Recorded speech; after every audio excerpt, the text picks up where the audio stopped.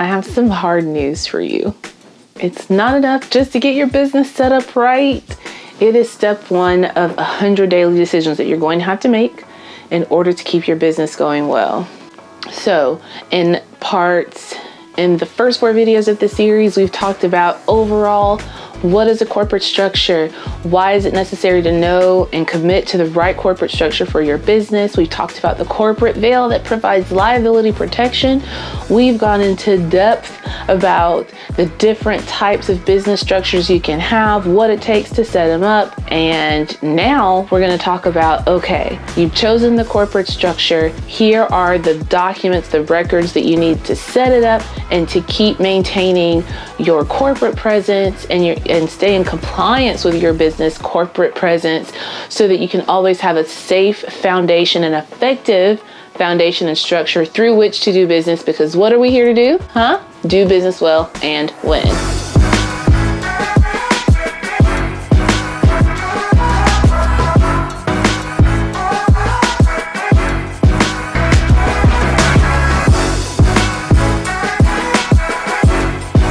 Once your entity is established, you'll need to have corporate records in place in order to keep it going. Who knew that paperwork and documents could be so incredibly important for a business? Who knew? Now, the really good news is that setting up corporate governance records can be simple if you know what you're looking for, you know what to do, and if you can set up a good system to maintain those records, you can make it a smooth, streamlined process. Some things are going to be trickier, some things are going to be really easy. And in my experience with organizations, the biggest problems they've had with maintaining corporate structure is having someone who remembered to keep those records up to date. Because I have seen lots of corporations that lost access to funding, that lost years for charities, charitable contributions, and caused so much anxiety and stress and worry because one simple report wasn't done each year, or because board meeting minutes weren't in place, or the right type of contract or agreement wasn't in place to show that a decision was made and that it was made properly. So today we're going to talk about corporate records, the basic ones that you need to have in order to get your business set up, and what's important to know to keep those corporate records up to date and going strong. Because I promise you, if you can get this right, you will lend credibility to your business, mostly protection for your business, and you'll have what you need to make moves. I do want to highlight here that corporate compliance isn't just about liability protection, even though that's a big part of it. It is having things in order with the regulations of the land and in the best interest of your business to keep it going smoothly. It sets you up for protection and it helps you take advantage of opportunities, right?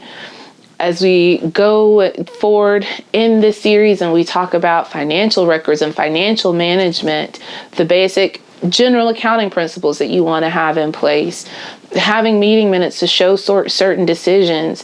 There are times where I will have worked with clients who wanted to purchase property and they were like, oh, things are going well. We have the money coming in. We have it going out. We generally know where it goes. And they had some handwritten documents for their finances, but they were able to apply for grants and maybe get a loan. And because they didn't do their due diligence, for them it was enough just to do the work, and the work was successful and they were impacting lives. But if they had been more diligent in keeping up with their records, because they weren't diligent in keeping up with the records that are just a hassle, or maybe they weren't sure how to do it and they didn't make the time to find help, they missed out on funding, because some key simple things that are sometimes feel hard to learn, but once you have it in place are just so beneficial. So trust me when I say that getting these corporate records in place and keeping them in place is going to protect your business, give it credibility, and set you up for business opportunities that are going to help you grow and dominate in your market. We've thus far gone over steps 1 and 2, do the research, choose your corporate structure, and that was a lot. In today's video, we're going over 3 through 5. They're all centered around getting the right corporate records in place. And to make a point I've already made, but I think it's important to make it again, every major decision of your business needs to be documented. Your corporate records are the history of how your business operates. My boss, founder of the company that I work for, says no minutes, no meeting. Now, the work that I do is completely apart from this, not getting into the charity world, although a lot of what I learned through working with charities and then transitioning into business stuff. But your corporate records are going to be the proof that your business has done things right. There are so many requirements that we have to maintain as business owners, and if we ever have to give proof that we made a decision or we made a decision correctly, our corporate records will be the proof that will save our necks in so many times. But if they're not well maintained, they can be the most incriminating evidence against us. So good corporate records maintenance can be your protector, your salvation, your open door into opportunity. And poor corporate records maintenance is going to be a liability. It can be your nemesis, and it could be the hingeman to the breakdown of everything that you're building. And let's not forget that very important phrase, that very important terminology that we talked about in our first videos, and it is the corporate fail. When you create your distinct legal business entity, if you're not a sole proprietorship or general partnership, if you're not sure what I'm talking about when I say those words, you can go to video 4, the video before this in the series about how to choose your corporate structure. When you create that entity with your Secretary of State, the power of that distinct entity is that it separates you from the goings on of your business, and it provides, I've heard liability protection is the common phrase I'll use. So setting up the business entity, that's step one. But if you don't keep good corporate records and you end up in a court case where your business is being sued or fined for negligence or something crazy, not even saying that you do that, but sometimes lawsuits happen for things that are out of our control or not us, but we still have to deal with it. Just audits happen. Regulations have to be enforced. Reviews and whatnot are optional but recommended or required. And there are good reasons why you might have to present your corporate records as well. But let's speak specifically about court cases and litigation. What I've read in my studies says that if you don't keep good corporate records, it can be argued that your business entity is just an alter ego. It's not separate from you, but it's just an alter ego, i.e. you're just operating under a separate name, but it's really you, i.e. sole proprietors and general partners. In the case that your corporate records aren't separate enough from you and you don't maintain the business as a separate entity with its own records, its own bank account, its own, it can be decided that, well, this isn't separate. This is you, and therefore your own assets can be used to answer and meet the debts and obligations and liabilities of your business. Let's consider the court case Siegel versus Forrester, Inc. In this case, a real estate investor entered into a purchase agreement for a property and then violated the terms of that agreement by walking away, stating that the property was not viable for him after he'd inspected it in person. And he was sued by the seller. And when sued by the seller, Mr. Siegel, the investor, said he wasn't liable because he had an LLC. Now, the initial court case, they ruled in favor of the seller and not the purchaser, Mr. Siegel. But he appealed the case, and the appeals court ruled in his favor, stating that the LLC had its own presence and wasn't merely an alter ego. This is actually in the case. Although at the time of the agreement, the LLC didn't have any assets, it did have a past history of operations. It also had its own financial history, and they ruled that there was no injury caused to the seller by Mr. Siegel not purchasing the property. I believe, from what I remember from the case, he at the time maybe didn't have a bank account open up and didn't have any assets in the LLC's name at the moment, but so it had been dormant. And that may have been the reason why that first court said, oh, nope, he's liable because it's him in this agreement. However, when it was appealed, he had an LLC, it had its own operations, its own history. He had contracts, agreements in the name of the LLC and not himself. And so the case could not be against him. The suit would have had to have made a demand on the LLC, but the LLC didn't have any assets. But the appeals court said, no go, this LLC has been operating and it has a history of operating distinctly from him. That needs to be upheld. And then in addition, even if you want to sue the LLC, we're not going to rule rule against it because there was no injury from you in him choosing not to purchase the building. So in this case, he had his LLC set up and he had distinct history operating through the LLC to protect him personally. So we have another example here of how keeping your business entity separate and having records and history with the business entity are to your advantage. There are a few simple steps that we want to take so we can be very well organized and have these corporate records set up in a way that's great and wonderful and easy to maintain. The basics of corporate records are actually pretty simple. So your corporate records are, to give a definition to it, the legal documents that found your business. They are your contracts, your financial records, any contract, agreement, certificate, state issued or federal issued document. Those are the corporate records. So state documents, federal issued documents, financial records, contracts, agreements, those are the things that are composed, those are the things that make up the corporate records of your business. Now, there are several platforms out there that help you get corporate records set up, but what I found is they don't oftentimes tell you how to keep those records organized, what to do with them, hence the advocate, where I'm coaching you through that. So you can use those platforms like Rocket Lawyer to go through, or maybe even research it and do it on your own to set up the records, but it's still important to know what I'm talking about in this video, what we're reviewing together, so that when you set up these records, you know why they're important and you don't lose them. So now we're going to go over the corporate records you're going to create and maintain to guide you through operating your corporate maintenance. Now, sole proprietors, general partnerships don't have a lot to worry about regarding this because they don't have an entity that's separate and distinct from them. The owners are the business. They don't have to keep meeting minutes. They don't have to have bylaws or an operating or organizing agreement or operating or organizing document. So the basics regarding the foundational corporate records for sole proprietors and general partnerships are going to be a DBA. Mentioned it in the previous video when we're talking about setting up your business. DBA means doing business as, in some states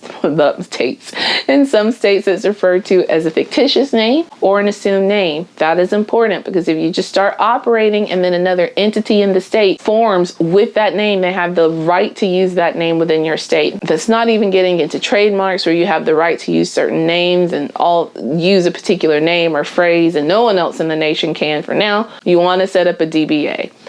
Other than that, you can just get started now. Contracts, especially employment agreements, some sort of liability insurance. There are other corporate records that you can get and set up. But for now, we're talking about the basics you needed to get started. Get the DBA and get going. Limited partnerships, limited liability partnerships are formed at the state level. So you're going to form that entity with a statement or certificate of partnership. Each state will have some specifics about what you fill in that document. For many of us, partnerships, or at least a limited liability partnership, won't apply, but it's good to know what they are so you know, oh, that's not right for me. But you're going to register with the state level and have a name, and you will use a name that is available in your state. Now, this is by state. Whenever you set up a business entity with the state, it's availability within the state. So there could be, let's say you choose ABC Daycare LLC. Well, there could be an ABC Daycare LLC in all 50 states, but you're having the right to use it because you're operating within that particular state. Okay, so that's formation. Limited partnerships, limited liability partnerships, limited liability companies and corporations all have a state registration to get set up. There will be a fee, a document that you can submit. Many states now allow you to do the submission online. Some require you to mail it. Your Secretary of State's website will have the documents that you need to file, but also there are businesses out there that can help you get them set up, and we're going to be reviewing them. This channel is just getting started, people. But there are some reputable companies that can help you get those formation documents going. Financial corporate records that you'll want to set up. Every business entity can get an EIN. Corporations, LLCs have to get them. Limited liability partnerships, limited partnerships would need them as well. Okay? So now, here's some other important things to note with getting your corporate records set up. Partnerships, LLCs, corporations, getting that into limited partnerships, LPs and LLPs, LLCs and corporations. Getting your entity set up with the state is step one. Once the entity is formed, you want to enact a corporate document that explains how it will run. Now, for partnerships, this is not required. Even for LLCs, it's not required. For corporations, it will be. It is generally a standard business practice for partnerships to set up what's called a partnership agreement that explains what are the rights, responsibilities, privileges of the partnerships. How are you going to deal with disputes? One of my favorite scriptures says, in this world you will have tribulation, but take heart, I've overcome the world. Jesus has overcome. He's given us some strategies to overcome. And in business, one of those strategies really in life is being on the same page. Just think about relationships in general. When you get to know someone, you talk about your likes, your dislikes, your expectations, what you are expecting and wanting, and what's beneficial out of relationships, what you stand for, what you don't stand for. And when it comes to money, we all get funny. It's the reality. So you need to understand and be on the same page and communicate about how the business is going to run, what you want out of it, and you want to put some things in place in that partnership agreement that for how you agree to handle good and difficult situations, so that when it comes up, you already have an action plan. You already have mediation steps in place. You already have ways to manage the risk and deal with those things so that you have a strong foundation through which to operate. So a partnership agreement is going to come in very handy. There are templates, there are people out there who know how to do these agreements, and they can help you get it set up. A good lawyer or one of the sites that helps with creating corporate records is going to be a good go-to for that for you. Will be a good go-to for that for you. Now, the LLC should create an operating agreement, which is very similar. It explains what the responsibilities of the members are. If it's a managed LLC where you have someone who's responsible for doing the day-to-day operations and then members who are investors, what rights and say-so do the members have versus the manager, how the profits and the taxes going to be handled, and how are you going to handle legal situations? How will decisions be voted on? That's optional to have, but strongly recommended. Now, corporations have the most required corporate documents. First of all, every corporation is going to need to have a set of bylaws. And I do want to note that the requirements for the documenting of the foundational corporate records for businesses are actually managed by each state. So if you decide to work with me in my biz compliance assessment program, we will look at the laws of your specific state and see what they require for a board of a corporation, what's required of an LLC, proprietorship, partnership, so we can make sure that you are operating your foundational corporate records in accordance with state law. So each of these documents essentially say, for operating agreement, bylaws, the purpose of this entity is this. This is who will run it. This is how they'll run it. This is how often they'll meet. This is how they'll make decisions. This is how they'll handle these specific legal matters. There are owners, decision makers, positions, how often you'll meet, what percentage of voting rights do you have, or votes that are needed to pass the decision. Generally, what your corporate year, your fiscal year is going to be. Will you set up committees? How will those committees be set up? What are important required positions and that you might have within your governing structure? Protection for employees, non-compete or information, or non-disclosure information. How much about how your business operates can someone share, and when and how? General financial rules, liability disclosures, how someone can be added or removed as a partner or as a member or a shareholder, officer or director, and general guidance on how the corporate matters of the business entity will be made. It's like the scripture, write it out and make it plain so that those who see it can run with it. Someone comes in, they can see, okay, this is how we do it. This is how we run. This is what we're about. Let's go. Instead of people coming in saying, great, okay, so what's next? How's this work? Where are we going? What are we doing? Oh, trying to figure out and throw out these ideas. You already have the foundational guidance that gives you a structure and a safe pathway. Structure is good. Guidelines are great. They help you win because it provides focus and direction and safety. And when you know and feel safe with what you're doing, you are ready. You're bolder. Come on. Tell me I ain't preaching. All right. So now that you have your governing documents established, they have to be officially enacted. You've got your entity type that you set up.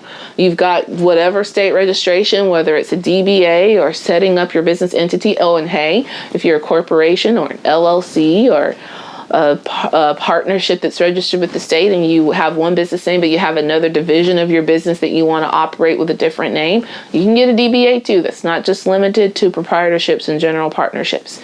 So now that we've got those the foundation set up, and then we have our operating document, our bylaws, our partnership agreement, our operating agreement if we're an LLC, our bylaws if we're a corporation, our partnership agreements. We've got those things in place. We know that we need them. We're working on them. We're getting them set up. Now we need to officially approve them and have a way to document our business decisions. Hear me. You've got to document your business decisions appropriately, because documenting decisions, next to setting up your business entity with the right corporate documents, documenting those business decisions is what helps maintain the corporate veil and proves that you are operating as a representative of your business and not as the business. So this is where meeting minutes come into place, and in consents to action, if you are a part of a single member LLC, or even consents to action if you have a multi-member LLC or a partnership that's not required to take board meeting minutes. So now that we have these business entities set up, we've got to document these decisions that we're making as a business entity. We have our guidance for how we'll operate in our agreements or our bylaws, our partnership agreements or operating agreement for the LLC or bylaws for the corporation. But now as we make the key business decisions that you have to make, you must document them to show that it's not you operating in and of yourself for yourself, but as a representative of your business. That is one of the key ways that you maintain the corporate veil. And the other thing, if you're operating appropriately, if you know the laws and regulations and you're following them, and you have these documents that show your decision-making process and that these decisions have been made appropriately, it's your protection should someone say you didn't do it. Let's say that there are regulations for how to set up employees, or regulations for a kind of funding or loan that you get that you have to follow, and then there's someone who's a whistleblower who says they did not follow that regulation and there's a fine for that.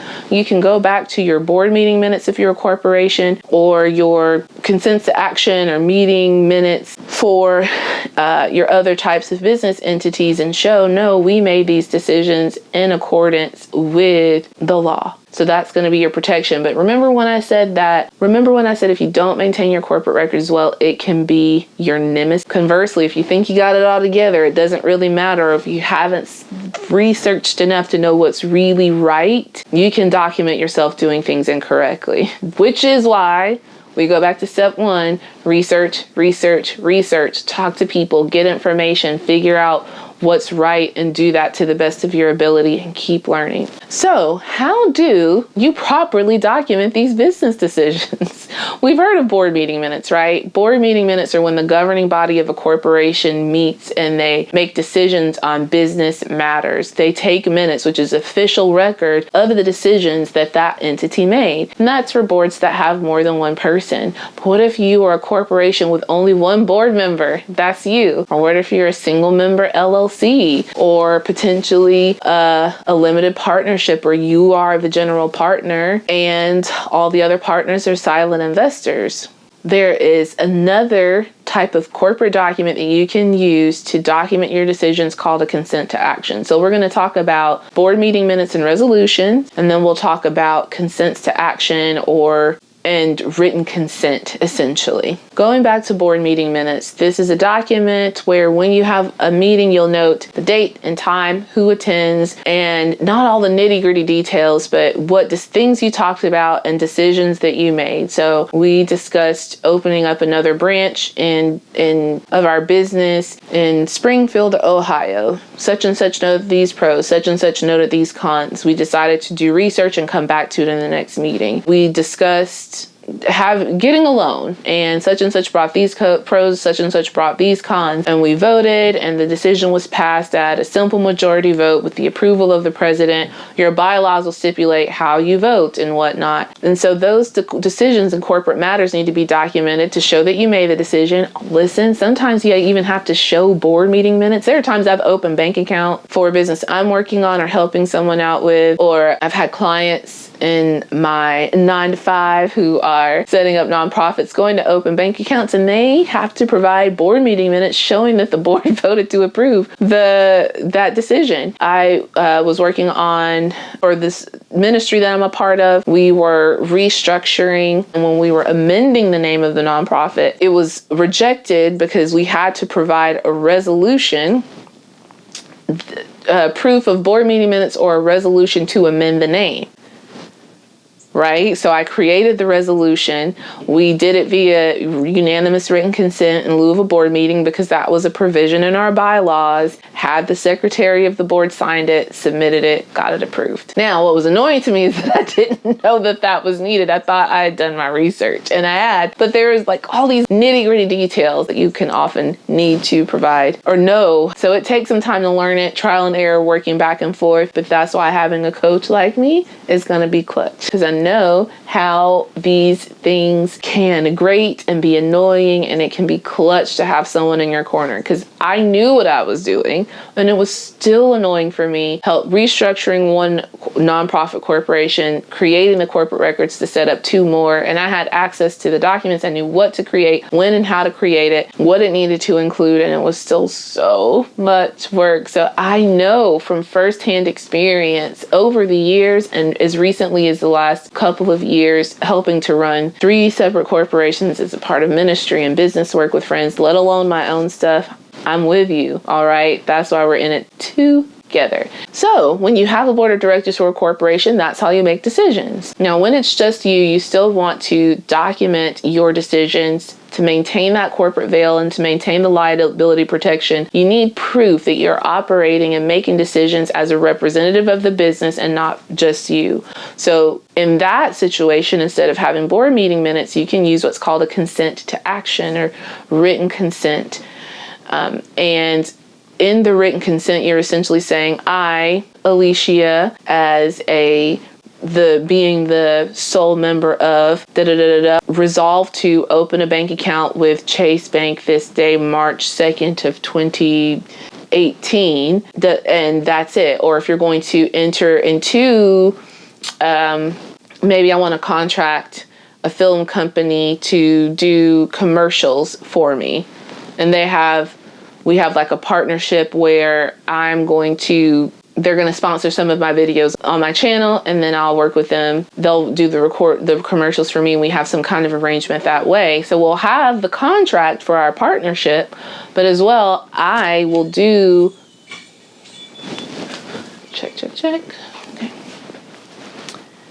But as well, I'm going to do a consent to action. I, Alicia, the sole member and representative of the Advocate LLC, do resolve to enter into this contract for this agreement, and then write some specifics, general overview of the agreement with this commercial filmmaking company. And that shows that it's the LLC doing it, and I'm enacting that decision. I'm making it happen as a representative, as a member, as a worker in the LLC, and it's not me. And again, that shows that the LLC is not an alter ego of me, rather that it's a business that I work for and work in and own, but it ain't me.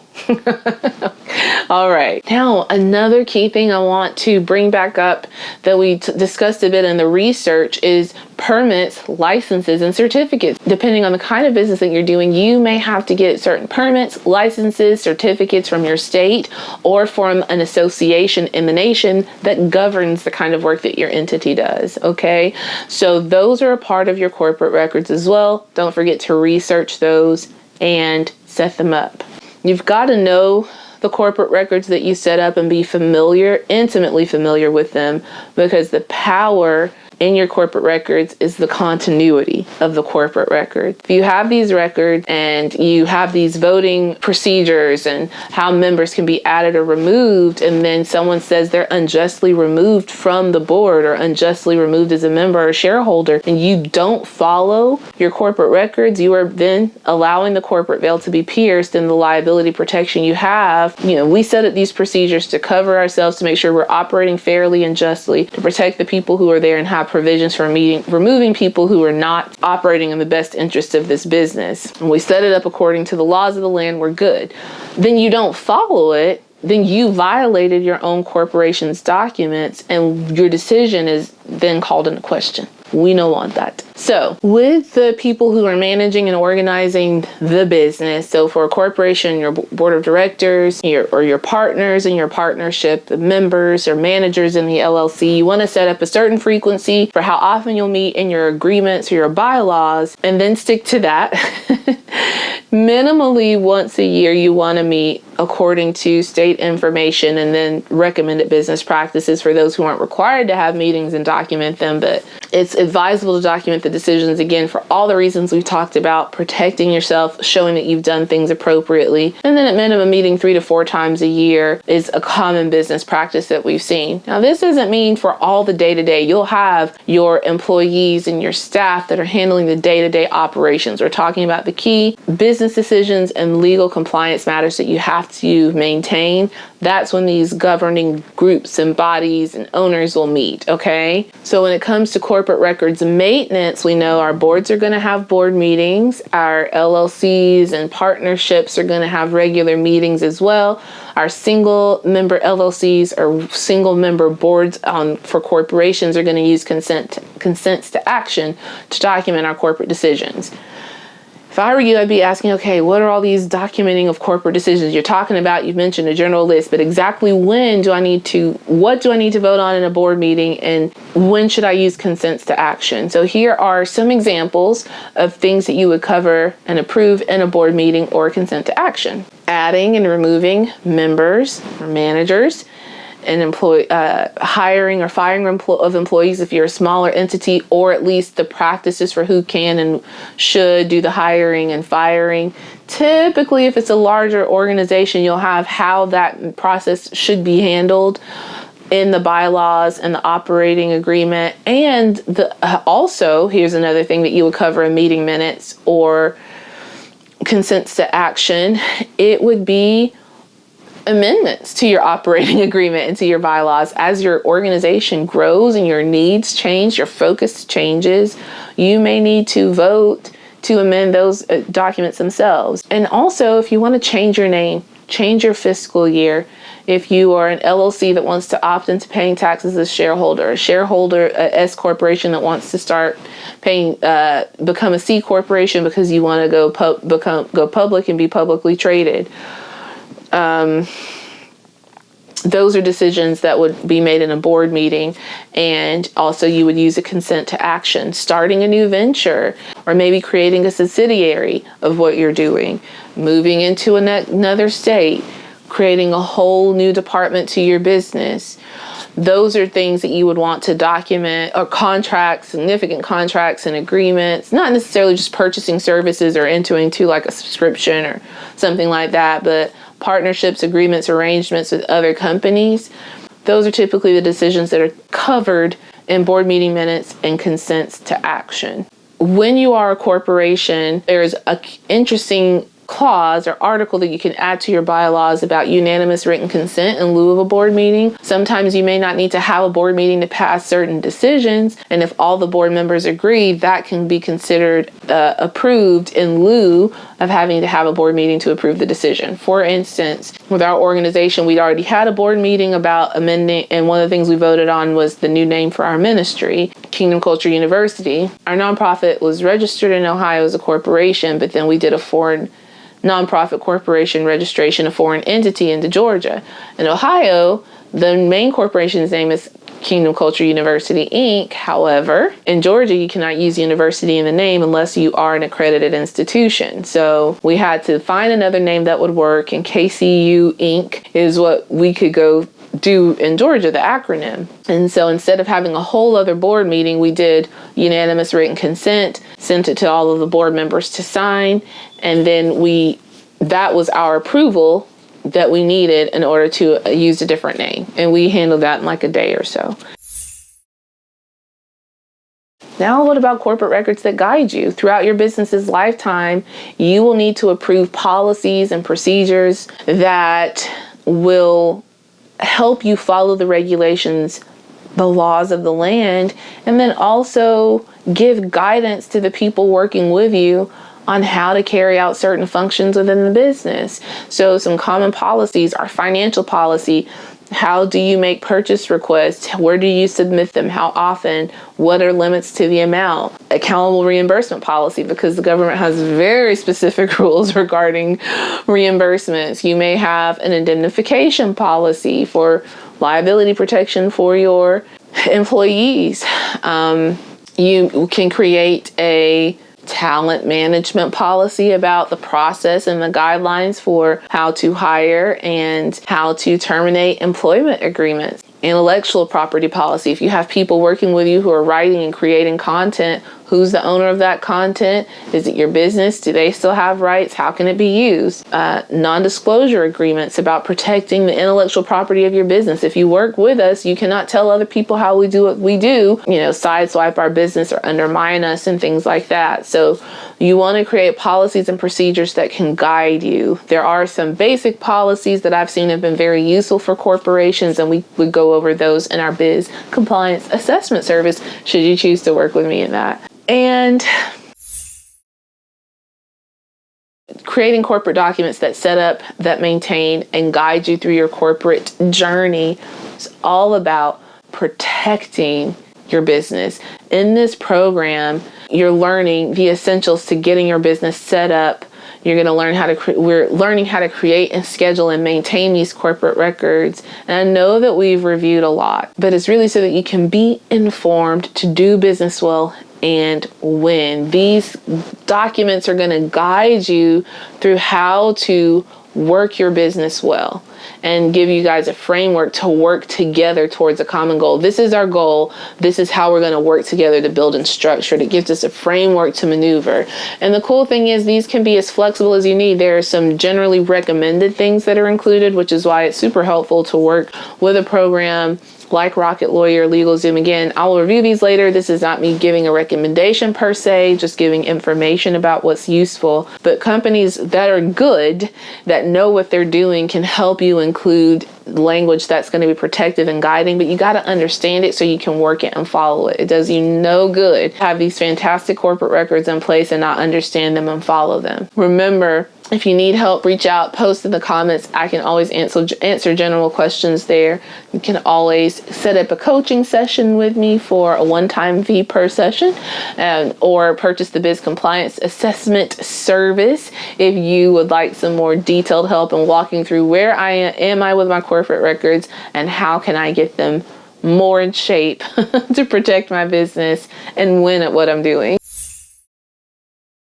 Okay. So, I want to give you a little something that you can use along the way to help you out with making sure you got all this stuff right and in order and you have your basics down.